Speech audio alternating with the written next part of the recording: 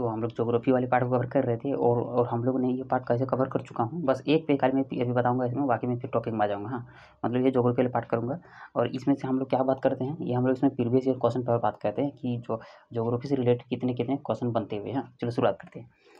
Question इसमें था कि जो मिजोरम है ना, मिजोरम किससे किससे सटा हुआ है। हाँ, तो देखें कि जो मिजोरम है हम लोग का जो राज्य है वो पहले दो पड़ोसी देश से सटा हुआ है। एक है बांग्लादेश, दूसरा म्यांमार, ठीक है। और भारत के राज्य की बात करेंगे तो वो एक त्रिपुरा होगा, असम होगा और मणिपुर हो गया। हाँ, मैं आपको दिखाता चाहता हूँ।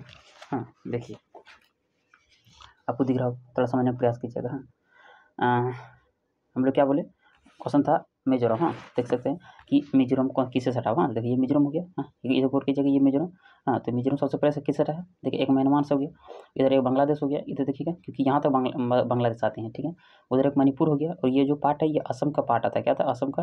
और यहाँ हो जाएगा त्रिपुरा। हाँ, अगर इसमें उतना डाउट नहीं साफ करके दिखेगा, यहाँ आप देख सकते हैं ये वाला मैप देखिए। हाँ हाँ, ये वाला देखिए, ये इसको गौर से देखिएगा तो आपको पता चल जाएगा बीच वाला। हाँ,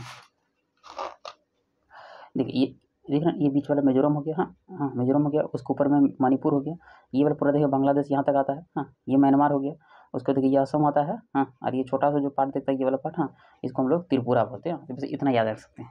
चले आते हैं। क्वेश्चन था ये आपको समझ में आ गया कि मिजोरम से दो पड़ोसी देश सटता है, एक बांग्लादेश एक म्यांमार, बाकी बात करें तो असम, त्रिपुरा और मणिपुर मिजोरम से सटता है, ठीक है। मिजोरम की बात करेंगे तो इसका जो निर्माण हुआ था वो हुआ था 20 फरवरी 1987 को। भारत का वो 23वां राज्य बना था। कौन सा बना था, 23वां राज्य। हाँ, आपको दिख रहा है ना। हाँ, तो 23वां राज्य बना था, ठीक। इसकी राजधानी आइजोल है। और बल्कि बात करें मिजोरम का जो सबसे लंबी नदी जो बहता है उसका नाम था तलवंग नदी। हाँ, कितना बहता है, 185 किलोमीटर। हाँ, अब इसको याद रख सकते हैं। देखिए सेकंड क्वेश्चन जो था, हाँ, ये जो क्वेश्चन था, देखिए ये सब जितने भी जो क्वेश्चन है देखते कैसे क्वेश्चन था कि 80 डिग्री पूर्वी देशांतर और कर्क रेखा का मिलन बिंदु मध्य प्रदेश में कहाँ है। बात करें तो 80 डिग्री, हाँ 80 डिग्री और कर्क रेखा आपको पता होगा टोटल 8 राज्य से गुजरता है। हाँ, तो क्वेश्चन ये पूरा क्वेश्चन तो हुआ क्वेश्चन था कि 80 डिग्री पूर्वी देशांतर और कर्क रेखा का मिलन बिंदु कहाँ होता है, तो वो होता है मध्य प्रदेश में। क्या होता है, मध्य प्रदेश में। बोले मध्य प्रदेश में कहाँ होता है, तो होगा वो होगा क्या होगा, जब, हाँ बात करें जबलपुर से उत्तर की होगा। जब आइएगा ना, बस इतना याद रखिए कहाँ पे। वो क्वेश्चन ये था कि 80 डिग्री पूर्वी देशांतर और कर्क रेखा का मिलन बिंदु कहाँ है, आप मध्य प्रदेश याद रखिए, ठीक है। याद रख लीजिएगा, ये इंपॉर्टेंट है। ऑप्शन जो था बोलेगा कि इसमें आगे जो दिया है कि जबलपुर से उत्तर की ओर, और ये जगह जहाँ मिलेगा वो मिलेगा जबलपुर के उत्तर की ओर, ठीक है। सेकंड क्वेश्चन देखिएगा, क्वेश्चन था सिक्किम। हाँ, बोले कि सिक्किम से गुजरने वाला अक्षांशीय राजस्थान, अक्षांश बोले कि राजस्थान से होकर गुजरेगा। आप अगर भारत का मैप बनाइएगा, मैं ऐसे दिखा भी देता हूँ, देख सकते हैं सिक्किम कहाँ दिख रहा है, ये पार्ट सिक्किम। हाँ, यहाँ देखिए सिक्किम दिख रहा है ना छोटा सा। बोले कि अगर यहाँ से आप अक्षांशीय रेखा का गुजारते हैं तो क्या वो राजस्थान से गुजरेगा। लेकिन इस तरह से हम कोई लाइन लेते हैं तो राजस्थान गुजरेगा, नहीं तो सीधा भी ले सकते हैं, कहीं ना कहीं देखिए राजस्थान से गुजरेगा। हाँ, तो ये आपको क्या बोल सकते हैं, यस। देखिए बोले कि देखो सिक्किम से गुजरने वाला अक्षांश जो किससे गुजरेगा, तो वो आंसर था राजस्थान। क्या होगा, तो राजस्थान से ऊपर गुजरेगा, ठीक है, याद रख सकते हैं। क्वेश्चन था देखिए 24 डिग्री, हाँ क्या है इसको लिखिए 24 डिग्री नॉर्थ। हाँ, 24 डिग्री नॉर्थ, हाँ नॉर्थ बोले या अक्षांश बोले, ठीक है। अधिकतम भारतीय, हाँ बोलेगा अधिकतम भारतीय राज्य से होकर गुजरता है। हाँ, तो टोटल क्या बोलेंगे 10। हाँ, मैं ये वाला को 9 बताया था। हाँ, क्योंकि यहाँ 9 ही लिखा हुआ था। मैं देखिए ये क्वेश्चन था। बात करें तो क्वेश्चन ये था कि 24 डिग्री, हाँ 24 डिग्री जो नॉर्थ है अक्षांश जिसको बोलते हैं, अधिकतम भारत के कितने राज्यों से होकर गुजरता है। हाँ, तो टोटल यहाँ 10 लिखा हुआ था, लेकिन मैं यहाँ टोटल 9 ही लिखा हुआ था, इसलिए मैं एक छोड़ दिया था यूपी। हाँ, तो मैंने यूपी को कवर कर दिया। हाँ, तो इसको एक यूपी रख सकते हैं, क्योंकि देख लीजिए हम लोग जानते हैं कर्क रेखा जो है 23.5 डिग्री से गुजरता है और वो टोटल 8 राज्यों से गुजरता है। लेकिन अगर 24 डिग्री की बात करेंगे तो वो उसमें क्या करता है, तो एक यूपी को भी टच करता है। हाँ, यूपी और एक मणिपुर। हाँ, 2 राज्य मतलब ऐसे होते हैं जो टच करते हैं। बाकी जो कर्क रेखा है वो टोटल 8 राज्य से गुजरता है। ये सब जितने भी है जो है ये सब कर्क रेखा है, जैसे कि गुजरात, राजस्थान, मध्य प्रदेश, छत्तीसगढ़, झारखंड, पश्चिम बंगाल, त्रिपुरा और मिजोरम। हाँ, ये 2 राज्य जो है वो 24 डिग्री को पार करते हुए। हाँ, तो ये टोटल याद रखिएगा, ठीक है। नीचे था एक क्वेश्चन पूछा था कि अजमेर, हाँ अजमेर और शिलोंग, हाँ अजमेर और शिलोंग लगभग एक ही अक्षांश पर अवस्थित है, फिर भी उनके वार्षिक वर्षा की कुल मात्रा का अंतर सर्वाधिक होता है। क्यों, देखिए अजमेर आपको राजस्थान वाला पार्ट हो जाएगा। हाँ, और शिलोंग देख सकते हो असम वाला पार्ट हो जाएगा। हाँ, तो दोनों के बीच में क्योंकि उधर राजस्थान वाला पार्ट आ जाएगा तो काफ़ी हमको अंतर नजर आता है, क्योंकि एक भले एक अक्षांश में दिखता हो लेकिन उनके वार्षिक वर्षा में काफ़ी अंतर हमको दिखता है। आप इसे याद रख सकते हैं। आगे क्वेश्चन है,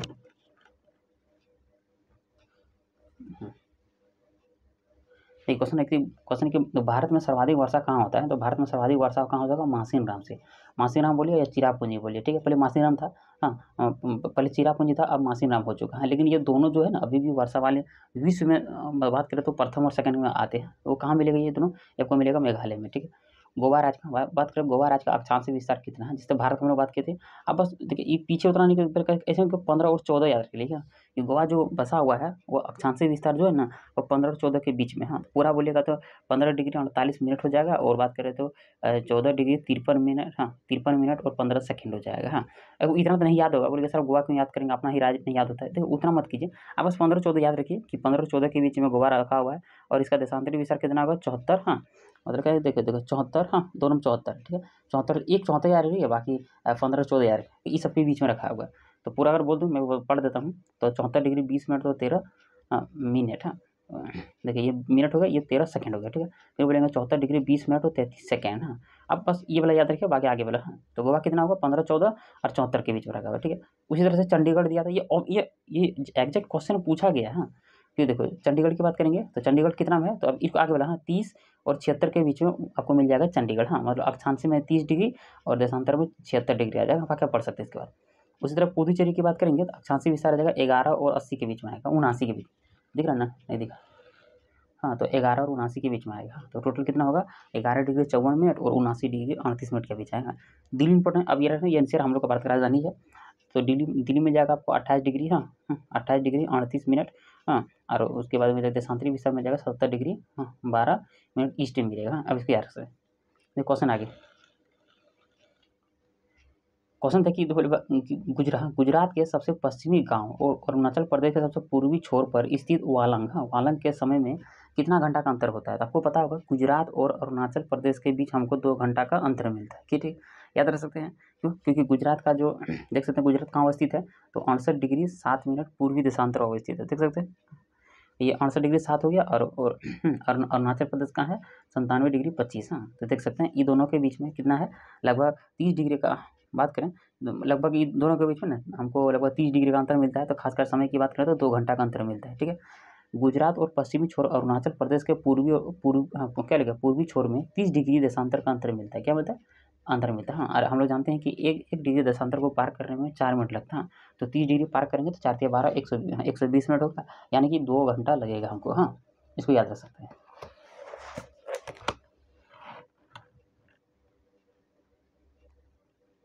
क्वेश्चन है, बोले कि यदि भारत में, हाँ, यदि भारत में क्या लिखा, पश्चिमी भारत के लिए 75 डिग्री ईस्ट, हाँ, यामोत्तर, और पूर्वी भारत के लिए क्या लिखा 90 डिग्री हाँ, ईस्ट में यामोत्तर के आधार पर 2 समय जोन अपनाई जाए तो पूर्वी भारत में मणिपुर राज्य को सर्वाधिक लाभ होगा, क्या होगा। ये क्वेश्चन था, ये पूरा लंबा वाला क्वेश्चन था, हाँ। कि अगर मान लो पश्चिमी राज्य, हाँ, पश्चिमी भारत के लिए 75 डिग्री ईस्ट यामोत्तर, हाँ, और पूर्वी भारत के लिए 90 डिग्री यामोत्तर के आधार पर 2 समय जोन अपनाई जाए तो पूर्वी भारत में मणिपुर राज्य को सर्वाधिक लाभ होगा। अब इसको डर गया कि मणिपुर का अधिक राज्य होगा, ठीक है। अब कुछ देशांतरी विस्तार लिखा हुआ है, हाँ, आपको देखिए आगे। ये जो हम पहले बताया कि जो दिल्ली कहाँ अवस्थित है, तो 76 और 77 के बीच में, बस अब इतने याद रख लीजिए, हाँ। ये पूर्वी इतना में रखा हुआ है। फिर हैदराबाद देख सकते हैं कि 78 और 78 के बीच में मिलेगा, नागपुर आपको 78 इसके बीच में मिल जाएगा, 79 के बीच में, बेंगलुरु मिल जाएगा 70 और 70 के बीच में, और पुणे मिल जाएगा 73 और 75 के बीच में। अब बस इसको आप देख लीजिएगा, क्योंकि ये जो है यूपीएससी का इतना हाई लेवल का हो जाता है, अब क्योंकि इतना तो याद नहीं होगा, बस आगे आगे वाला थोड़ा एक माइंड के तौर से देख लीजिएगा, ताकि आपको धीरे धीरे अंडरस्टैंडिंग, हाँ। आगे क्वेश्चन था कि बेंगलुरु, हाँ, बेंगलुरु शहर दिल्ली के सबसे समीप देशांतर पर स्थित है। अब इसको यार कि देशांतर की बात करेंगे तो दिल्ली के सबसे जो करीब की बात करेंगे तो बेंगलुरु हो जाएगा, ठीक है।